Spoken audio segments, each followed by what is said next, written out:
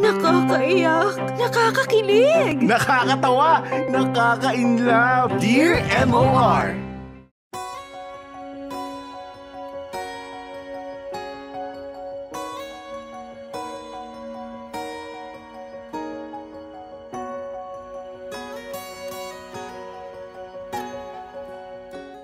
Dear MOR, a blessed afternoon sa lahat ng nakikinig at nanonood ng Dear MOR. My name is Mylene, 34 years old, and I'm currently working as a community manager dito sa Makati City. Napasulat ako sa inyo ngayon kasi nais ko sanang ibahagi ang kwentong pag-ibig ko sa inyo. Malakas kasi ang paniniwala ko na maraming makaka-relate sa ibabahagi ko ngayong araw. Hayaan niyong simulan ko ang storya kong ito sa pagpapakilala sa aking ex. Nagkakilala kaming dalawa ni Daniel noong high school. Part kasi kami ng isang mas malaking barkadahan. Hindi to alam ng mga kabarkada namin pero dati pa lang may crush na ako dito kay Daniel. Sadyang magaling lang ako magtago ng feelings kaya walang nakahalata. For the longest time, pinanghawakan ko ang feelings ko para kay Daniel. Nagbago lang naman ang lahat nung si Daniel na mismo ang umamin na matagal na rin pala siyang may gusto sa akin. Aaminin ko na hindi na ako masyadong nagpaka-hard to get. Nung nagpaalam si Daniel na manliligaw siya, pinayagan ko na siya kagad. Ang totoo nga niyan after a few months lang sinagot ko na rin siya. Literal na for formality na lang yung panliligaw niya. I'm proud to say na napatagal namin ni Daniel ang relationship namin kahit na nakagraduate na kami ng college. Sadyang hindi lang kami tinadhana na magtagal. A year after namin makagraduate, nagkahiwalay nga kami ni Daniel. It was a mutual decision. Nung makahanap kasi kami ng kanya-kanyang mga trabaho, dahan-dahan na kami nawalan ng oras sa isa't isa. In fairness naman kay Daniel, he tried to save the relationship pero wala na talaga. Hindi na namin mabigyan ng tamang atensyon ang relationship namin. After saying our goodbyes, Daniel and I went our separate ways. Ilang buwan ko ring iniyakan yung paghihiwalay namin ni Daniel. Oo, mutual yung decision and I know na it's for the best pero syempre, masakit pa rin na makipaghiwalay sa taong minahal mo ng sobrang tagal. Sinubukan pa rin namin na maging civil sa isa't isa kahit nangahiwalay na kami. Sumasali pa rin kami sa mga usapan ng mga barkada namin, pero syempre it's simply not the same. Eventually, we lost contact with each other. Hindi na rin kasi masyadong naging active yung barkadahan namin. Kanya-kanyang usap na lang pero wala yung sama-sama kami. Honestly, sa mga nagdaang panahon, halos nakalimutan ko na nga na naging kami nitong si Daniel. Kaso, isang balita ang babago ng lahat para sa akin. Nag-message kasi sa akin yung isang kabarkada ko at nalaman ko nga na ikakasal na raw pala itong si Daniel. Tinanong mo ba sarili mo? Minahal mo ba talaga ako? Minsan ba ay inalala mo ang kwentong tayo ang bumuo? Pilit kong kalimutan ka. Bakit hindi ko kaya? Nung tayo ba nakikita ko ang ngiti sa'yo, mga mata. Nung tayo ba ang saya nating dalawa, ngunit hanggang alaala na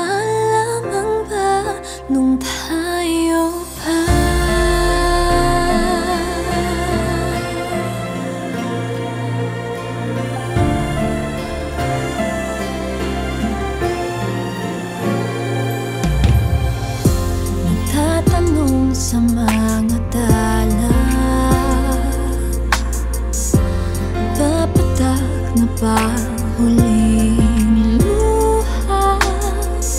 Saan na ba ako nagkulang?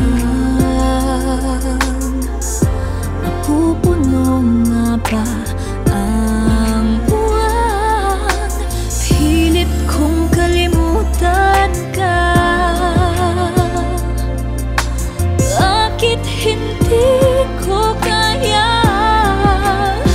Nung tayo pa, nakikita ko ang ngiti sa iyong mga mata. Nung tayo pa, ang saya nating dalawa. Ngunit hanggang alaala, naalamang ba? Nung tayo pa,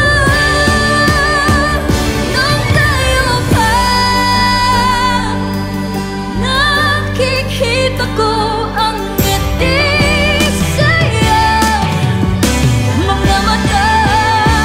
Nung tayo pa, ang saya nating dalawa. Ngunit hanggang alaala, naalamang ba? Nung tayo pa,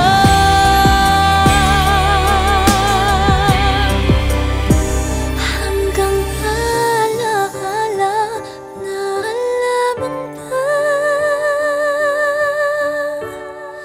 Nung tayo pa.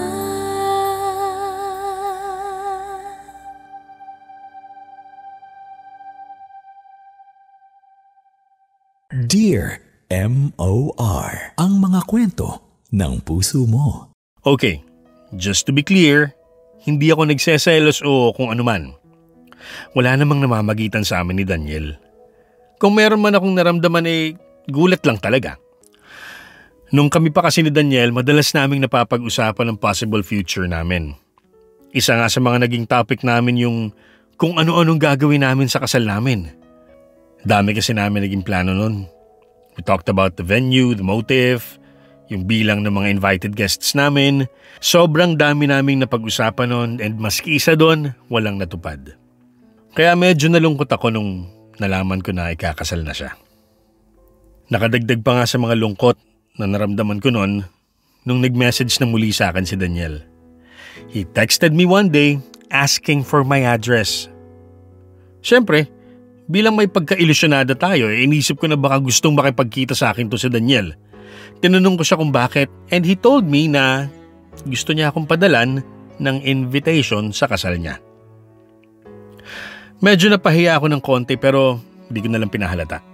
I gave Daniel my address and a few days after, na-receive ko na nga yung invitation niya. Pinag-isipan ko talagang maigi kung pupunta ako. Pero dahil nga naging mini reunion ng kasal ni Daniel, umatenda rin ako. Finally nga dumating na rin ang araw ng kasal ni Daniel. I really tried to act very calm and collected sa duration ng kasal. Ang sakit pala panoorin yung taong minahal mo at minamahal mo pa rin ngayon na ikakasal na sa iba. Lilinawin ko lang ulit yes, may feelings pa rin ako kay Daniel. Kahit na nga ilang taon na ang lumipas, may nararamdaman pa rin ang puso ko para sa kanya. Ganun talaga siguro kapag nagmahalan kayo na totoo. Pero wala, sadyang tinadhana na magkahiwalay kami ni Daniel. Tinadhana na malayo siya sa akin para mahanap niya ang taong para sa kanya talaga. Ang totoo nga niyan, hindi ko mapigilang mapangiti habang naglalakad si Daniel papunta sa dambana. After the wedding, pagkatapos ng reception, nagkaroon kami ng pagkakataon na makapag-usap ni Daniel. Sinabi ko talaga sa kanya how happy I am for him. Kinausap ko din yung napakagandang asawa niya. And I congratulated them both. Pagkatapos nga ng araw na yon, parang may bigat na nawala sa akin. Ewan ko ba? Siguro may closure na naganap that day for me.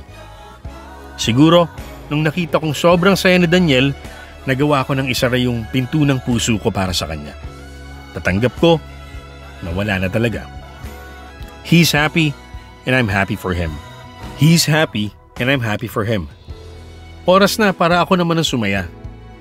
Medyo weird, no? Usually may mga feelings na nabubuhay sa mga ganitong senaryo. Pero pagdating sa aming dalawa, wala. Mas gumaan ang loob ko knowing na Danielle is happy. Gumaan ang loob ko knowing na pwede na talaga ako magmahal muli. Ewan ko ba? Kayo na humusga mga kamarkada. Hanggang dito na lang muna ang kwento ko. Maraming salamat sa pagpili. Sana may mga nakarelate kahit papano dito sa kwento ko.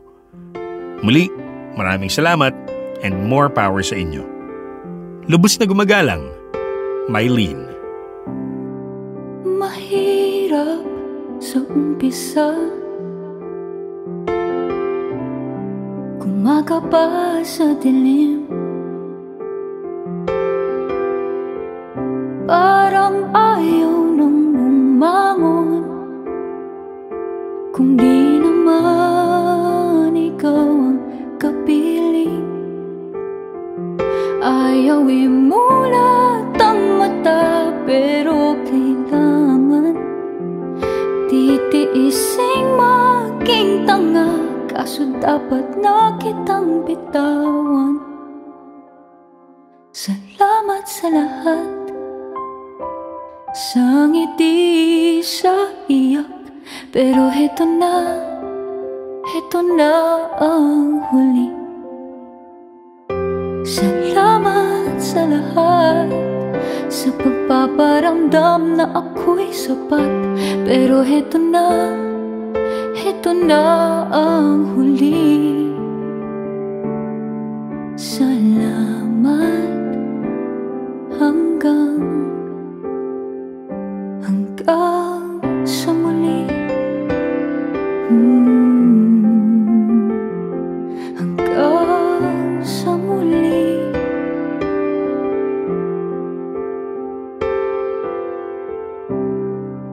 Mahirap muli ang mag-isa, pero mainam nang tanggapin na ikaw ay meron ng iba. O kay bilis ng ihip ng hangin, ngayon na pagtanto ko na di mo ko kailangan. Lalakasan ang tiwala sa sarili na ito'y malalampasan. Salamat sa lahat, sa ngiti, sa iyak, pero heto na ang huli. Salamat sa lahat, sa pagpaparamdam na ako'y sapat, pero heto na ang huli. Salamat hanggang sa muli. Hanggang sa muli. Hahakbang na papalayo sa dating tahanan. Ako na ngayon ay liliko at haharapin ang katotohanan. Tayo'y malaya na sa isa't isa. Oo, heto na ang huli. Maninibago man, alam kong meron akong natutunan. Ibabaon ko lahat ng sandali.